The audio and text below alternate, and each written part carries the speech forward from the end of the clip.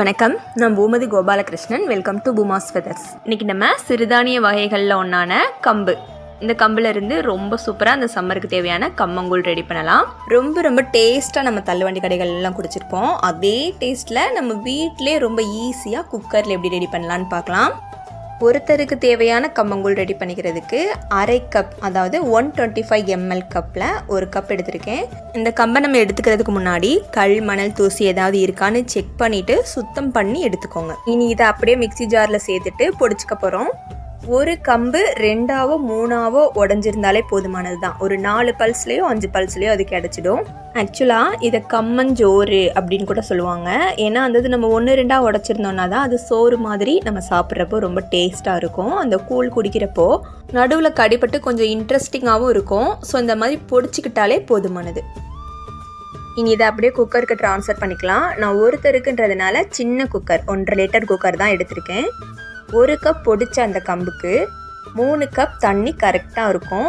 அடிப்பிடிச்சிடுமோ அப்படின்னு பயமாக இருந்துச்சுன்னா 1 கப் வேணால் எக்ஸ்ட்ரா தண்ணி ஊற்றிக்கோங்க, ஒன்றும் பிரச்சனை இல்லை. நம்ம இதை தண்ணியாக கரைச்சிட்டு தான் நம்ம இதை குடிக்க போகிறோம். அதனால் அது கெட்டியாகவே தான் வரணும் அப்படின்ட்டுலாம் ஒன்றும் அவசியமே கிடையாது. பயமாக இருந்தால் மட்டும் 4 கப் ஊற்றிக்கோங்க, ஆனால் 3 கப்பே கரெக்டாக இருக்கும். இனி நல்லா மிக்ஸ் பண்ணி மூடி விசில் வச்சிடலாம்.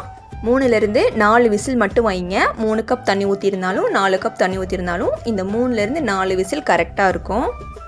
இப்போ 3 விசில் வந்ததுக்கு அப்புறமா, விசில்லாம் அடங்கினதுக்கு அப்புறமா ஓப்பன் பண்ணி பார்த்தோன்னா நல்லா இந்த மாதிரி கெட்டியாக இருக்குது. பார்த்திங்கன்னா கீழே அடி பிடிக்கலை. கண்டிப்பாக அடி பிடிக்காது. இதே மெத்தடில் நீங்கள் ட்ரை பண்ணுங்கள். இந்த மாதிரி நல்லா கெட்டியாக வரும். ஒருவேளை நீங்கள் தண்ணி கொஞ்சம் ஜாஸ்தி ஊற்றிருந்தீங்கன்னா கொஞ்சம் தண்ணியாக இருக்கும். It's okay, no problem. இப்போ நான் இதை சும்மா செட் பண்ணிக்கிறேன். ஏன்னா இதுக்கு மேலே நம்ம தண்ணி ஊற்றி வைக்க போகிறோம். இப்போ இந்த ப்ராசஸ் எல்லாமே நம்ம நைட்டு பண்ணிகிட்ருக்கோம். நைட்டு பண்ணி வச்சு நம்ம காலையில் அதில் மோர் ஊற்றி கலந்து குடித்தோன்னா தான் அப்படியே அமிர்தமாட்டம் இருக்கும். மேல் லேயர் காயாமல் இருக்கணுன்றதுக்காக தான் அதுக்கு மேலே நம்ம கொஞ்சமாக தண்ணி சேர்த்துக்கிறோம். இது நல்லா புளிச்சு, நைட்டெல்லாம் அது புளிச்சிடும் இல்லையா, புளிச்சா அந்த லேசான அந்த புளிப்பு சுவையும் அதில் கலந்து ரொம்ப அருமையாக இருக்கும். நம்ம இதையே லார்ஜ் அமௌண்ட் செஞ்சோன்னா நம்ம 1 வீக் கூட ஸ்டோர் பண்ணிக்கலாம். கம்மஞ்சோறுன்னு சொல்லுவாங்க. நல்லா இந்த இது நல்லா கெட்டியாக ஸ்ட்ராங்காக ஆகிடும். நம்ம தண்ணி ஊற்றி வச்சு மறுநாள் பார்க்குறப்போ அது அப்படியே நல்லா பாலாக பிடிச்சி பெரிய பாத்திரத்தில் தண்ணி ஊற்றி வச்சு அந்த இதுக்குள்ளே பாலை போட்டுடுவாங்க. எப்பப்போ வேணுமோ அப்போ எல்லாம் அந்த பாலை எடுத்து மோர் ஊற்றி கரைச்சி குடிச்சுப்பாங்க.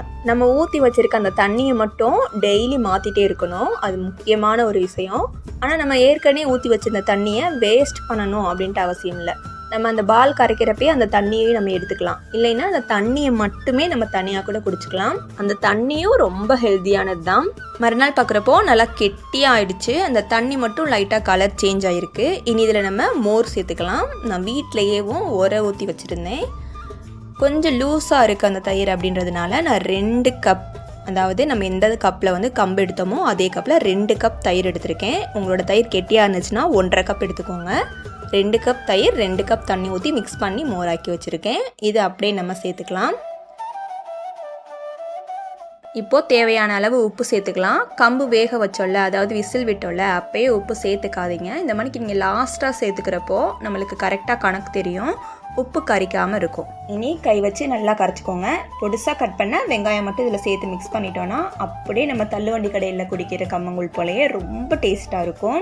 இது நம்ம காலை டைம்லேயும் எடுத்துக்கலாம், மதிய டைம்லேயும் எடுத்துக்கலாம். ரொம்ப சூப்பராக இருக்கும். ஒரு சிலருக்கு முதல் நாளே செஞ்சு அதை மறுநாள் ரெடி பண்ணி சாப்பிட்றது சேராது. இல்லைன்னா சளி ப்ராப்ளம்ஸ் ரொம்ப இருக்கும்.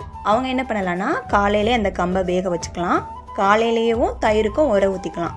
அந்த தயிர் இளந்தயிராக இருக்கும் மதியம் டைமில். அப்போ நீங்கள் அந்த 2யுமே மிக்ஸ் பண்ணி நல்லா உப்பு போட்டு கரைச்சி குடிக்கலாம். இதனால் நீங்களும் இந்த கம்மங்கூழை மிஸ் பண்ண மாட்டீங்க. கண்டிப்பாக 98% இதில் டேஸ்ட் கிடச்சிடும். இதை அப்படியே குடித்தாலும் ரொம்ப டேஸ்ட்டாக தான் இருக்கும். நம்மளுக்கு எதுவுமே தேவைப்படாது தான். இல்லை ஏதாவது நம்ம தள்ளுவண்டி கடையிலலாம் வச்சுருப்பாங்க இல்லையா, அதே போல் வேணும் அப்படின்னா நீங்கள் பச்சை மிளகா வச்சுக்கலாம். இந்த மாதிரி நீங்கள் மோர் மிளகா வச்சுக்கலாம். வீட்டில் செஞ்ச வத்தல் வச்சுக்கலாம். மாங்காய் ஊறுகாய், அந்த மாதிரி ஊறுகாய் வெரைட்டிஸ் கூட நீங்கள் வச்சுக்கலாம். ரொம்ப சூப்பராக அப்படியே தள்ளுவண்டி கடையில் குடித்த ஃபீலே கிடைக்கும். இந்த ரெசிபி உங்களுக்கு பிடிச்சிருந்துச்சுன்னா கண்டிப்பாக பூமாஸ் ஃபெதர்ஸை சப்ஸ்கிரைப் பண்ணி வச்சுக்கோங்க. பெல் ஆளை கிளிக் பண்ணி வச்சுக்கோங்க. எப்போதும் பூமாஸ் ஃபெதர்ஸோடு இணைந்தே இருங்க. தேங்க்யூ.